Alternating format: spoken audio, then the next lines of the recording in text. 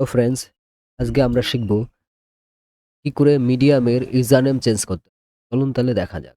প্রথমে এই যে আমার একটা মিডিয়াম অ্যাকাউন্টে আসার পরে এই যে দেখেন আইকনটা, প্রোফাইল আইকনটা দেখুন, এই আইকনটা লক্ষ্য করুন।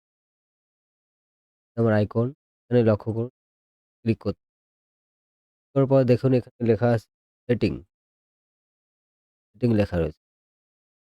এই সেটিং এ ক্লিক করার পরে কোনো একটা উইন্ডো খুলবে। এই যে দেখুন লেখা আছে ইউজার নেম অ্যান্ড সাবডোমেইন। মিডিয়ামের ক্ষেত্রে ইউজার নেমকে সাবডোমেইনও বলা হয়। এই যে নেম অ্যান্ড সাবডোমেইন ক্লিক করতে হবে। এখানে ক্লিক করার পর মিডিয়াম ইউজার নেম সার্চ যাবেন। এখানে ক্লিক করার পরে যেই নামটা আপনার ইউজার নেম হবে, যেটা আপনার মনের মধ্যে বা যেটা আমার ব্র্যান্ড নেম, সেই নামটা এখানে দিয়ে দেবেন। দেওয়ার পরে আমার এই নামটাই থাকবে।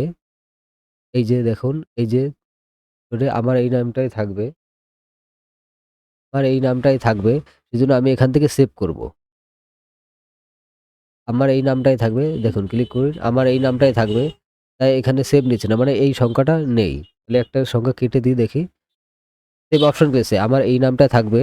তাই জন্য এখানে সেভ এ ক্লিক করব। সেভ এ ক্লিক করার সঙ্গে, সঙ্গে আমাদের ইউজার নেমটা সেট হয়ে গেল। এইটা দেখুন আমার ইউজার নেম। আমার মিডিয়ামে ইউজার নেম।